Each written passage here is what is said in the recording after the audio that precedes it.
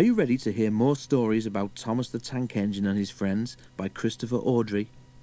These stories are taken from the book Gordon the High-Speed Engine, and the first is called High-Speed Gordon. Donald was excited. "The diesels at yon works," he announced, "say that on the other railway there are things called high-speed trains. They have a diesel engine at each end and can go at 125 miles an hour. Gordon snorted. "An engine at each end," he said scornfully. "There's only one of me, but I bet I can go as fast as those smelly boxes on wheels. Probably faster," he added. The others said nothing. They had heard Gordon's boasting before. Gordon was still bragging the next morning. "Speed's nothing to me," he said. "Why, one of my Doncaster cousins went at 126 miles an hour. I'll show these diesels a thing or two, just you wait and see." He puffed grandly towards the station. Gordon normally pulled the express, though Henry, James or Bear helped if Gordon was ill or away. Many visitors came to see the Fat Controller's railway. They often used the express, so it was usually full and heavy. There had been frost during the night, and now the weather was wet and sleety. Sleet settled on the rails, making an icy film across their surface. The carriages of the express stood under the cover of the station roof, but when Gordon was coupled to them, his cab and front end had to stand outside. He grew colder and colder as he waited for the guard to blow his whistle and wave his green flag. "Come on," he shivered impatiently. "Let's get started." At last Gordon heard the whistle. "Come on, come on, come on, come on, come on," he shouted as he tried to pull quickly away. But his wheels slipped on the icy rails. The sudden movement made water in his boiler surge forward, and Gordon's driver could not shut off steam. Gordon moved a yard and slithered to a standstill, held back by the heavy train. His wheels spun furiously, but neither Gordon nor his train budged an inch. "Help! Help!" wailed Gordon despairingly, but nobody could. His wheels spun until his rods ached, but he could do nothing to stop them. His driver tried every trick he knew. An inspector came and tried some more, but it was no good. The Fat Controller came to see what the fuss was about. He said several things to Gordon, but Gordon was making so much noise that he couldn't hear them. Sparks showered from the rails, but Gordon's wheels went on spinning. It was a quarter of an hour before Gordon had used up all his steam.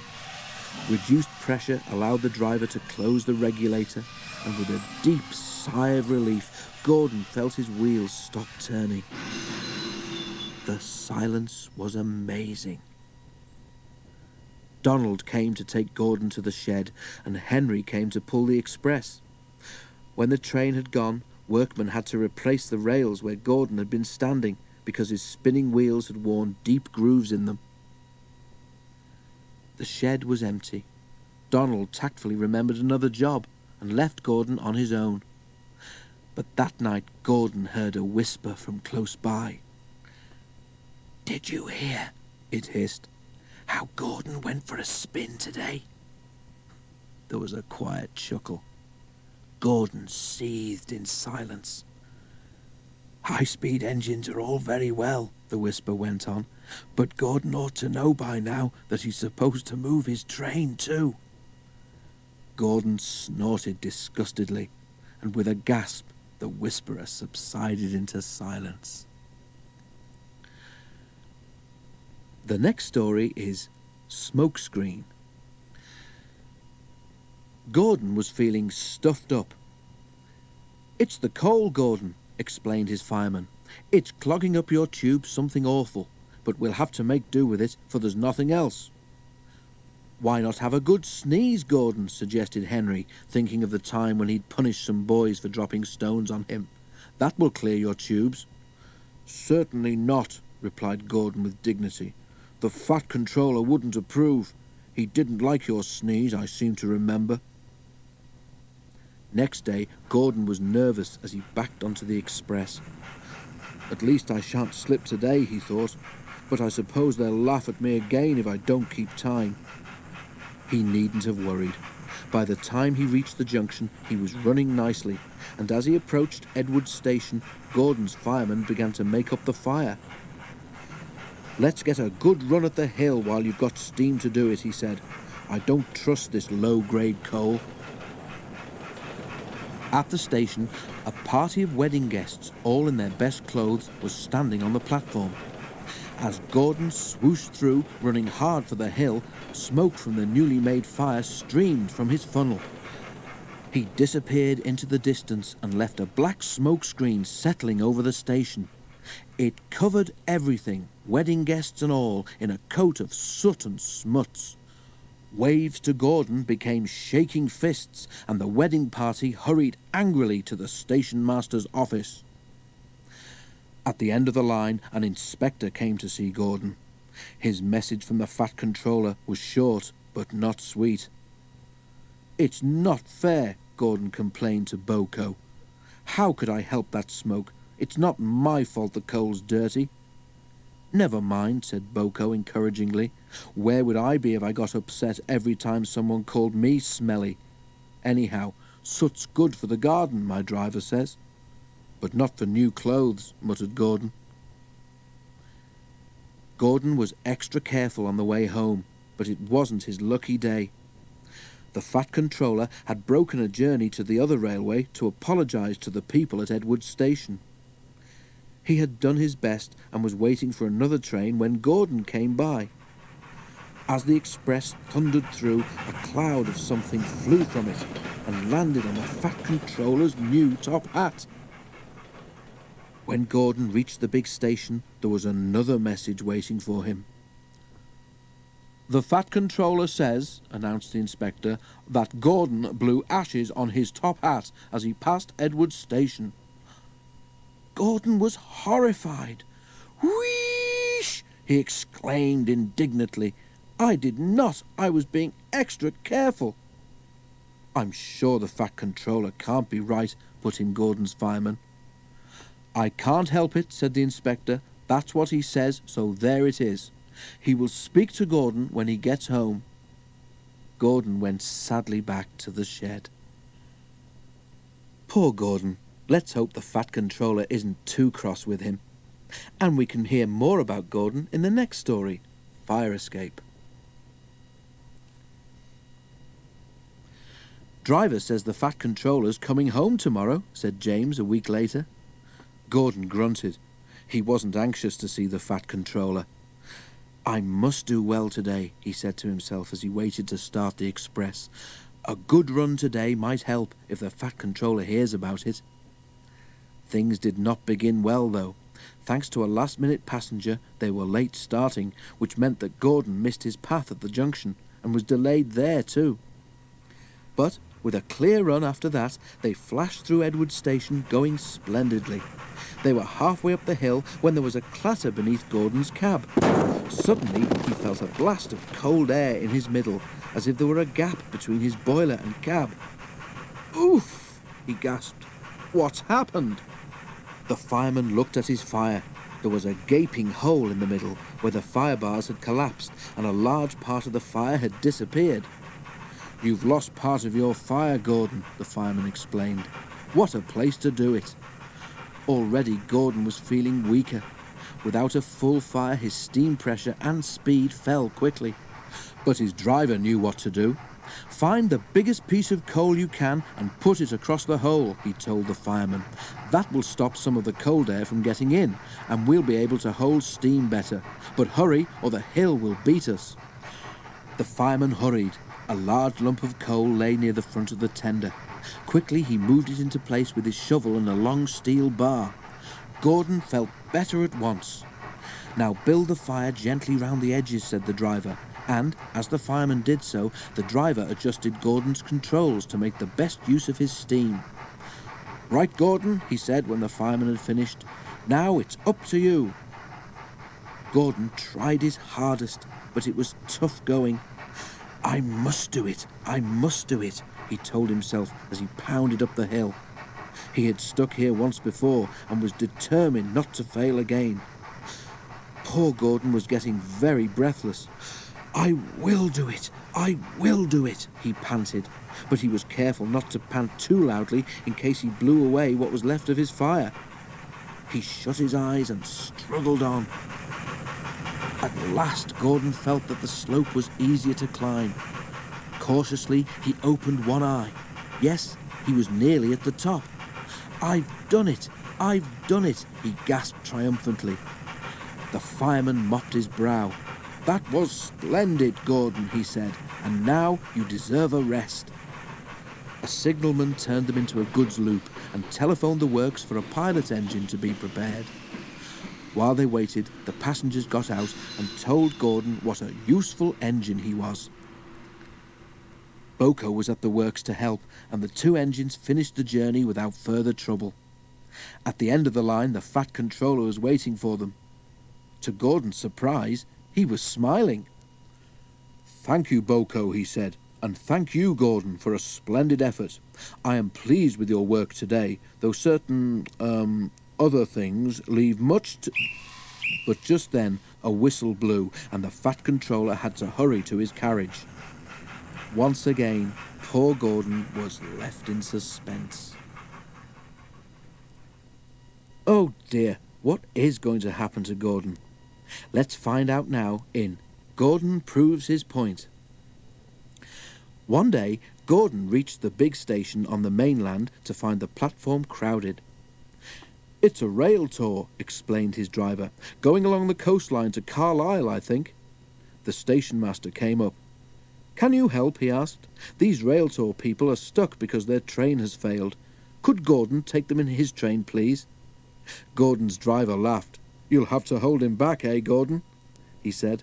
"But you need the Fat Controller's permission. And what about our return train?" The Fat Controller agreed at once, and then the station master rang the shed. "What can you substitute for Gordon's Express?" he asked. "There's the high-speed train that came yesterday," they suggested. "It's only got one power car working, but it should keep the Fat Controller's timing." Philippa, she preferred Pip for short, and Emma were delighted to stand in for Gordon.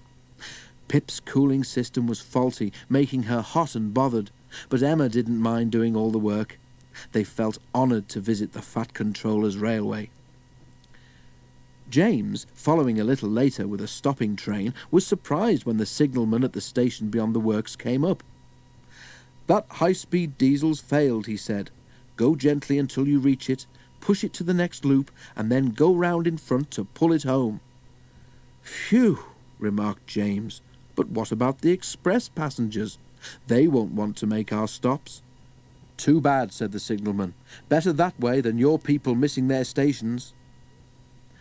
James found the failed train about 2 miles in front. He pushed it to the next station and then got ready to pull.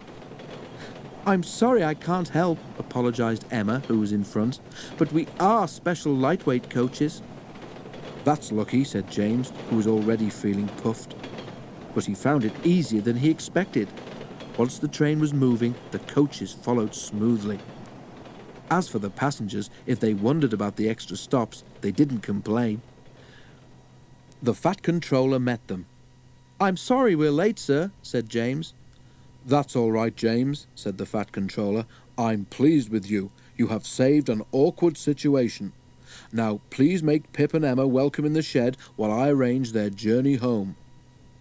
The other engines were quiet at first, but they soon found the diesels friendly, and before long they were all laughing together. James was glad Gordon was away. He might, he thought, so easily have said something to upset them. Gordon came home next day. The Fat Controller forgave him for his smokescreen and said that he was sorry for thinking his spoiled top hat had been Gordon's fault. It had, he explained, been a steward emptying an ashtray from a carriage window. "Now, Gordon," he continued, "while you were in Carlisle, we borrowed a high-speed train. This has failed, and I want you to take her passengers home." He paused and smiled. "Show them how we do things, eh?" "I certainly will," promised Gordon. "Right," said Gordon's driver as they backed towards the train. "Today, Gordon, my lad, you can have the run of your life." He did too. Douglas was waiting to pull Pip and Emma home when Gordon passed. "Boop, boop, boop," whistled Gordon proudly, and with a swish and a roar he was gone. Pip and Emma watched enviously. Douglas chuckled. "Oh," he said to himself, "yon Gordon's aye a high-speed engine, but it's me who's pulling the high-speed train." Are we ready for some more exciting adventures of Thomas the Tank Engine and Friends? The following stories are taken from the book Thomas Comes Home by Christopher Awdry, and the first story is Snow Problem. While Thomas was away at York, Percy looked after Annie and Clarabel and took most of Thomas's trains. Daisy ran the fast one, which connected with Gordon's Express at the junction. This made her feel very important. "It shows how the Fat Controller depends on me," she told the others. Toby was in charge of the goods trains and ran down to the harbour. He enjoyed that. His stone trains were dealt with by Mavis, the diesel belonging to the quarry company. One day, snow on the other railway had delayed the train from London, so Gordon's Express was late too. While Daisy was waiting for him at the junction, the blizzard spread across Sodor. Huge white flakes whirled all round, and her driver was worried. Daisy wasn't. "What fun," she said to herself. "The other engines don't like snow, but I think it's pretty. And I've got the rails to guide me, so it won't give me any trouble." Her driver was not so confident. "Daisy hasn't got the weight that a steam engine has," her driver told the guard. "She can't push her way through, and we all know how Thomas got stuck, don't we?" "He's told us often enough," laughed the guard. At last Gordon arrived, complaining about engines who were frightened of a bit of snow. "It's no problem," boasted Daisy. "A few flimsy flakes can't stop me." "Quite right," approved Gordon. "Well done, but I'm late. I haven't time to gossip." He puffed importantly away. Daisy started confidently, but as they turned towards the valley, the sky darkened and then was completely blotted out by whirling snowflakes. "Ugh!" exclaimed Daisy as the wind blew them into her face. "I don't like this." "Neither do I," said her driver. "I can't see where we're going." They stopped at the next signal box, and Daisy's driver went to talk to the signalman. He came back looking glum. "There are deep drifts ahead, I'm afraid," he told the passengers. "We can't get through." "The signalman says Daisy must take you back to the last station," he went on. "We'll get you home from there somehow." "If we're lucky," the passengers said to themselves. They weren't. Before they had gone far, Daisy began to feel ill. She coughed, hiccuped, and stopped. "Help!" she wheezed. "I can't breathe properly." "The snow has blocked your air intake, I expect," said her driver. He cleared it, but it was soon clogged again. Daisy could go no further. She felt like bursting into tears. The driver got down again and trudged back to the signal box to telephone for help. Daisy felt more miserable every minute. Even her driver, when he came back, couldn't cheer her up. "They've promised to rescue us," he said, "but goodness knows how they'll do it." They waited and waited, but no help came. The snow drifted higher and was soon piled all round Daisy. Suddenly she heard a whirring noise from behind. "Oh no," she thought, "not another blizzard." Daisy was right. It wasn't another blizzard. It was Harold the helicopter. He dropped hot drinks for the passengers, and when they were feeling better, he lifted them one by one into himself with what Daisy could only describe as a sort of chair thing. The passengers went to the airfield, where they were looked after until they could reach home. Harold couldn't help Daisy. It was a cold, miserable week before Toby rescued her. She doesn't think snow is so pretty now. Wasn't Harold a hero? Snow can be a problem even when it's melting, as you will hear in this next story, Washout. Near the end of Thomas's branch line there is a small station, and, close by, the railway crosses a stream on a short bridge. As the snow melted, the water in the stream rose higher and higher, rushing and swirling in its hurry to reach the river at the bottom of the valley. Each time he passed the place, Percy watched the water anxiously. "Don't worry," said his driver, "it's got to come a lot higher before it can stop us."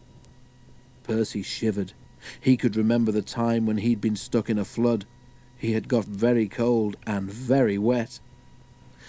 Next morning, Toby came up from the harbour. "No problem with the stream," he said cheerfully. "The water is much lower today." "That's good," said Percy. He set off happily with Annie and Clarabel, and when they stopped at the small station, Percy looked carefully at the stream. His driver went to look too. Toby was right. The water level was much lower. "All's well, Percy," said his driver. "Come on, we've got a timetable to keep." They hurried to the junction, where Henry was waiting for them. "When is Thomas coming back?" asked Henry. "If he does," he added, "I shouldn't be surprised if he decides to stay as a museum piece. He's old enough." He puffed away, chortling at his own wit. Annie and Clarabel were most upset. Percy had to spend so much time comforting them that he was late leaving with his next train.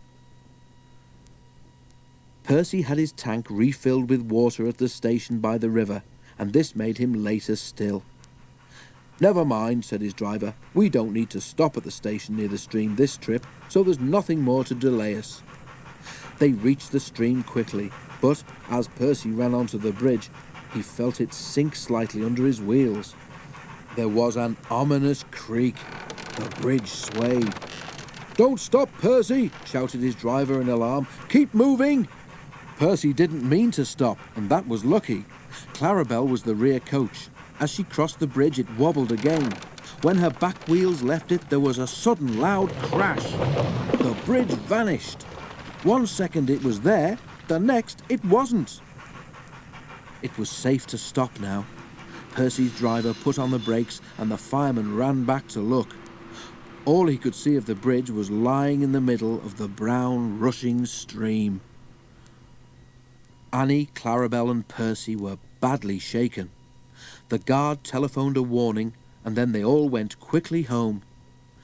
The fat controller closed the line while the bridge was mended. At first, Toby and Percy enjoyed their rest, but they soon grew bored.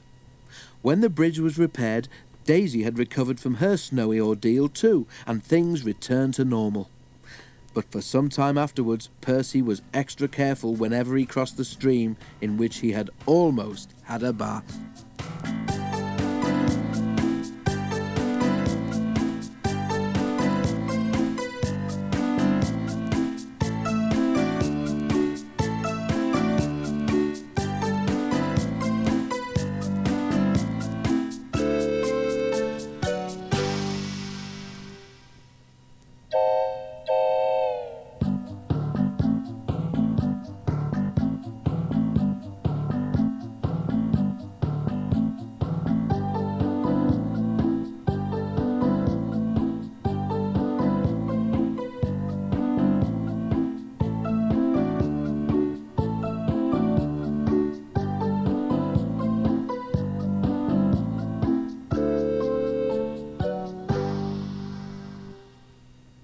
Are you all ready for another story, boys and girls?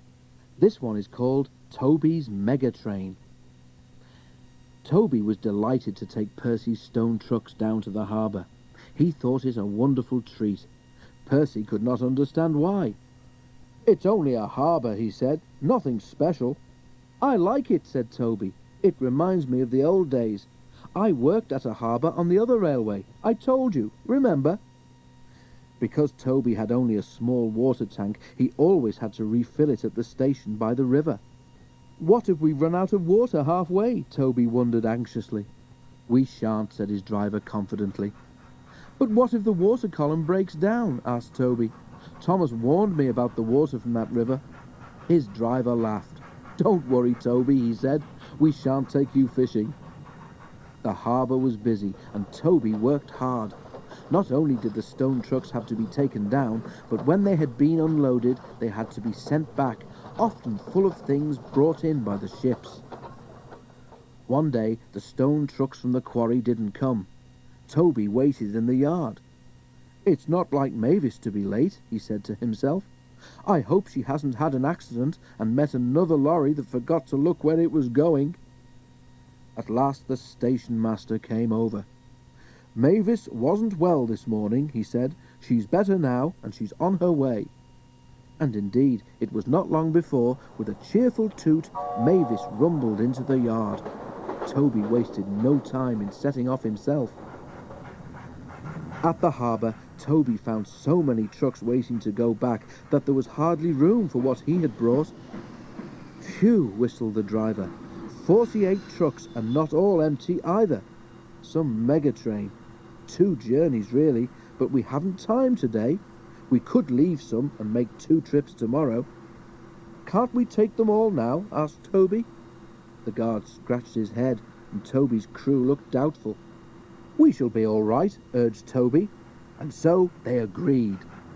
But Toby had forgotten his small water tank. He had also forgotten that the journey was all uphill. He had to work hard and use so much steam that by the time they reached the station by the river, he had very little water left. His fireman put in the water pipe and turned the tap. Nothing happened. "Oh dear," groaned Toby. "Now what?" "You could make it on your own," said his driver, "but not pulling this load." Then he winked at the fireman. "Well," the driver went on, "I do know somewhere." "Is it far?" asked Toby. The driver laughed. "Not really," he said, and went to see the signalman, who told him where to leave the trucks. Toby pushed them carefully into a siding. Then he was uncoupled, and they set off up the line. "Where are we going to get water?" he asked. "You'll see," smiled his driver, and stopped Toby right in the middle of the river bridge. "Now," said the driver, "where's my bucket?" "Ugh," protested Toby, "you promised." His driver and fireman laughed heartily. "We're only pulling your wheels, Toby," they said at last. "We'll go to the top station for water, then come back for the trucks." When Toby told Percy what had happened, Percy wanted to help, but his driver reminded him that he had a train of his own to run in a few minutes.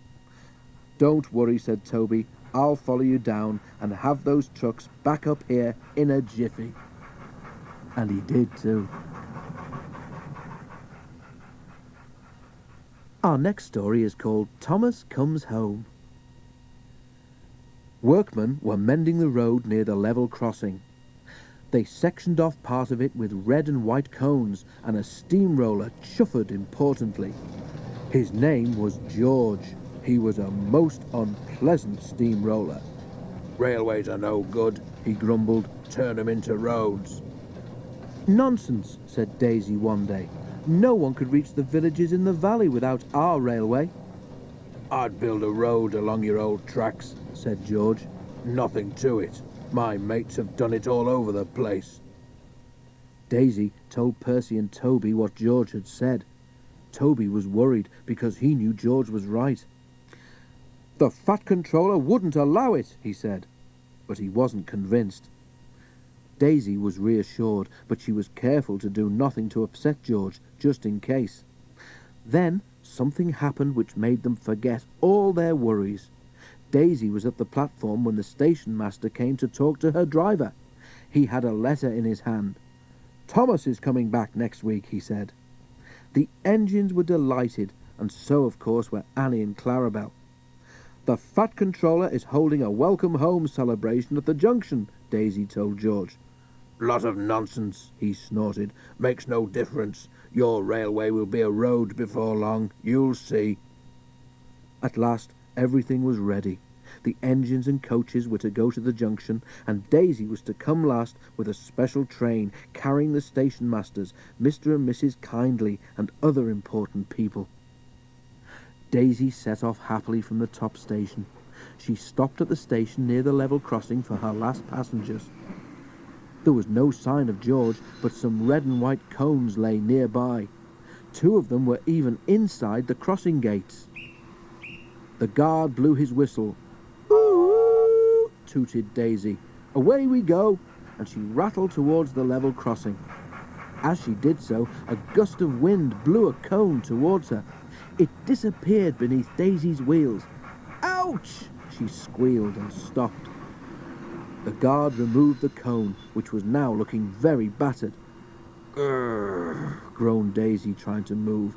"Help! I'm stuck." The driver got down to look. "That cone has damaged your brakes," he told her. "They've jammed hard on." "Oh no!" wailed Daisy. "Now the passengers won't get to Thomas's welcome in time. Why can't that stupid George clear his rubbish up properly? I bet he did it on purpose." "Can't be helped, Daisy," said her driver. "We'll do what we can." A fitter came, and the 3 men worked hard while Daisy stood and fretted. "We're going to miss Thomas, I know we are," she fumed. But at last the job was done, and Daisy set off with a roar. As they came near the junction, Daisy could see a large crowd on the platform. Suddenly she heard a cheer. "Oh dear," she groaned, "we're too late." "No, we're not," said her driver. "Thomas isn't here yet. It's us they're cheering." Just then the signal alarm dropped and a familiar whistle sounded in the distance. Thomas came into the station. He looked tired, but he was smiling broadly. He carried the plaque which the National Railway Museum had given him. "Welcome home, Thomas," said the Fat Controller. "We are all proud of you and delighted to see you safely back, especially Annie and Clarabelle." Everyone laughed, and the Fat Controller held up his hand. "3 cheers," he called, "for Thomas, our famous tank engine. Hip hip, hooray! Hip hip, hooray! Hip hip, hooray!"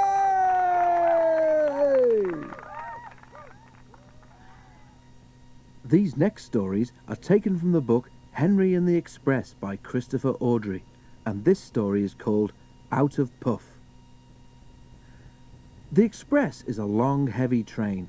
Gordon usually pulls it, but only as far as the other railway. Another engine takes the coaches from there to London. It is an important train too, and must always run whatever happens. If Gordon is ill or busy somewhere else, James or Henry have the chance to pull it. They try their best and do it well. Too well, perhaps, because sometimes the importance of the occasion goes to their smoke boxes and makes them boastful. One day, Henry was feeling pleased with himself. He had run the Express to time, and the Fat Controller had congratulated him. "I don't know what the Fat Controller would do without me," he said importantly in the shed that evening. "Have a care," warned Douglas. "Too much puff about yourself, and you'll maybe run out of puff one day." "Pooh," scoffed Henry. "I pulled 2 trains and a failed diesel once, and the Fat Controller said I was an enterprising engine." "Aye, I mind it well," agreed Donald. "I took the goods train on, you recall, but Dougie is right. Puff goes before a fail." The Scottish twins were wasting their own puff, of course, because Henry took no notice whatsoever. A little later, the railway had to begin using a new sort of coal. It was dusty and burned with clouds of thick black smoke. The Fat Controller was cross, and the engines didn't like it either. "Filthy rubbish," they grumbled. The new coal made more ash too.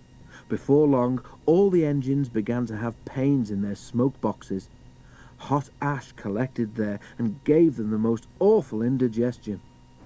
One evening, Henry felt dreadful when he got back to the shed. His fireman had to clean an enormous pile of ash from his smoke box before he felt better. But the next day, Henry could not make steam properly. He struggled to Edward's station, but could go no further. Douglas was there. "I can't breathe," Henry wheezed. "Out a puff, are you?" asked Douglas. "Then I say we didn't warn you." Henry couldn't answer. Douglas took his train for him. The fireman cleared away more ashes, but when he tried to close Henry's smoke box door, it did not make the airtight fit that it should have done. "Those hot ashes have bent your smoke-box door," he said. "Air is coming in so that you can't breathe properly through your fire. But I know how we could cure that." He filled a bucket with water. Then he fetched all the old newspapers he could find from the station bookstall. The driver helped him tear them into strips, which they soaked in the water. "What are you doing?" asked Henry anxiously. "Making something called papier-mâché," explained the driver. "When this paper is soggy enough, we shall paste it in your air leak so that you can breathe better.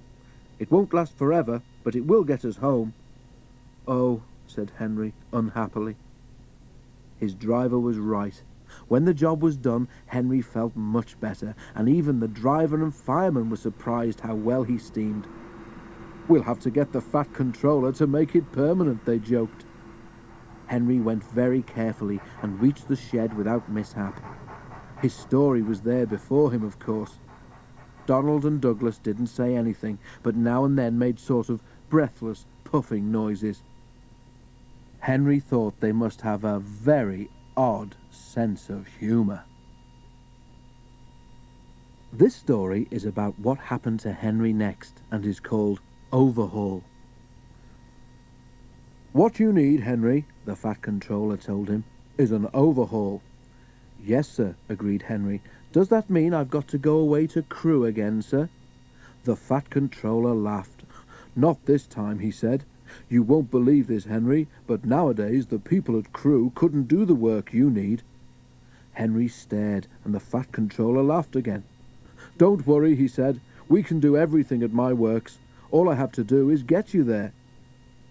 "If James takes the express tomorrow," went on the Fat Controller, "we can couple you in front. Do what you can to help, and you can go to the works in style." Henry told James that night. "Help me?" James snorted. "I don't need help. I can pull the express by myself, thank you. Overhaul indeed. 2 engines on 1 train is an overhaul, if you ask me." But the Fat Controller had already made the arrangements, so there was nothing James could do about it. Next morning, James backed onto the coaches in the big station. Henry followed and was coupled in front. James was not in the best of tempers, but when the Fat Controller came to see them off, James tried not to show how cross he was. "Good luck, Henry," said the Fat Controller. "The people at the works know what to do, so you won't be there too long. James and Bear will take turns with the express when Gordon is busy."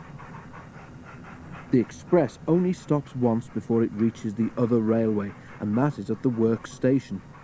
Because of his leaky smoke box, Henry could not help very much, but he saved his hardest effort for Gordon's Hill.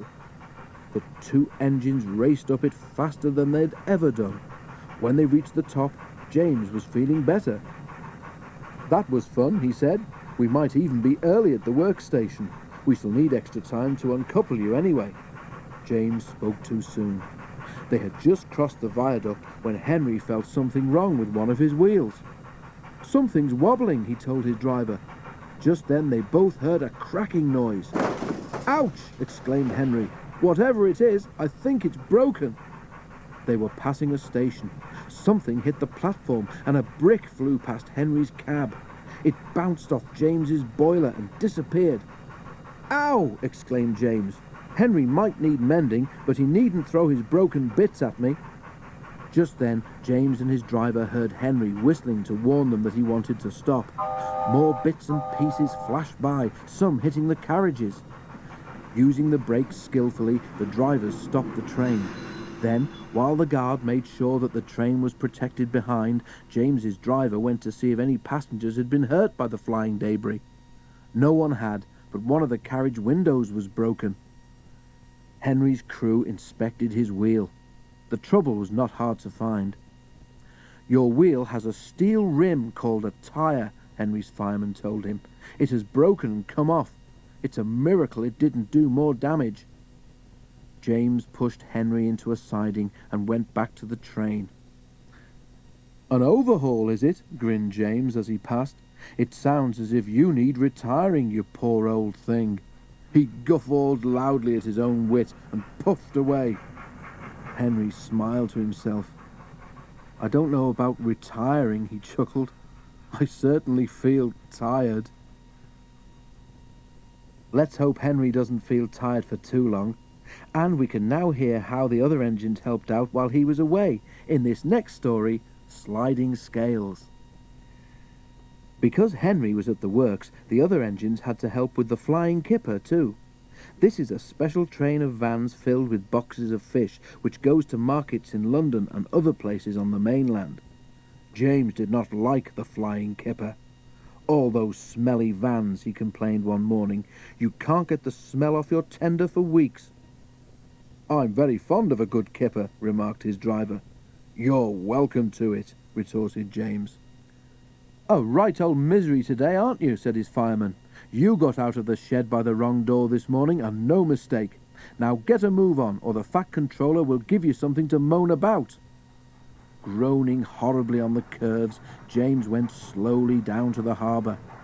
The vans for the train were already in the shed, while men in aprons worked busily, loading them with boxes of fish.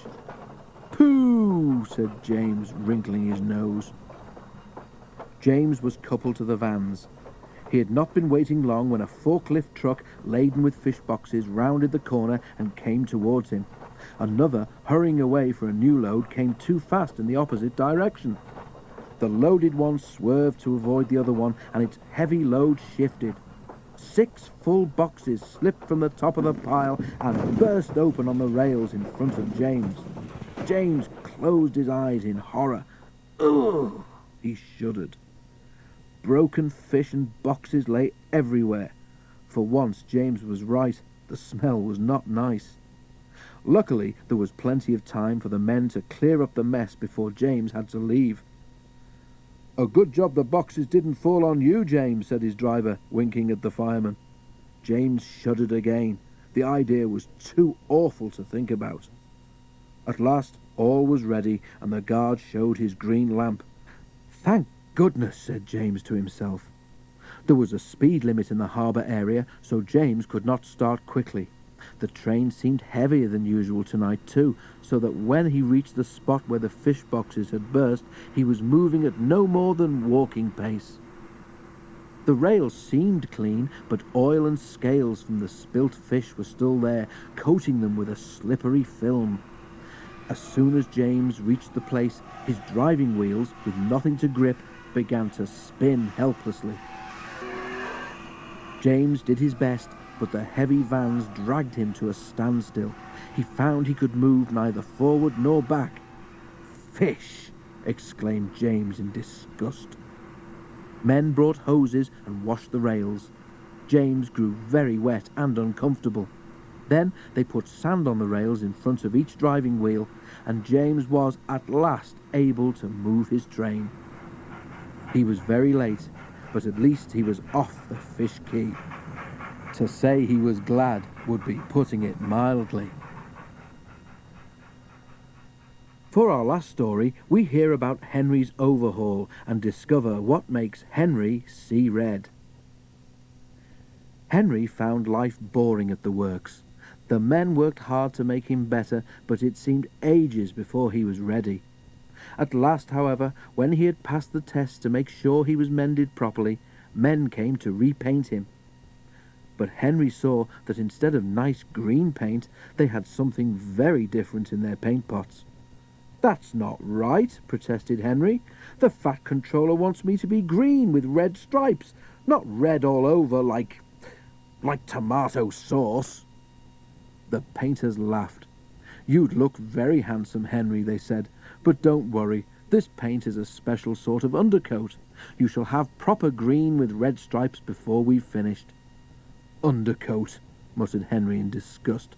"Whatever would the other engines say if they saw me looking like this?" The men laughed and carried on painting.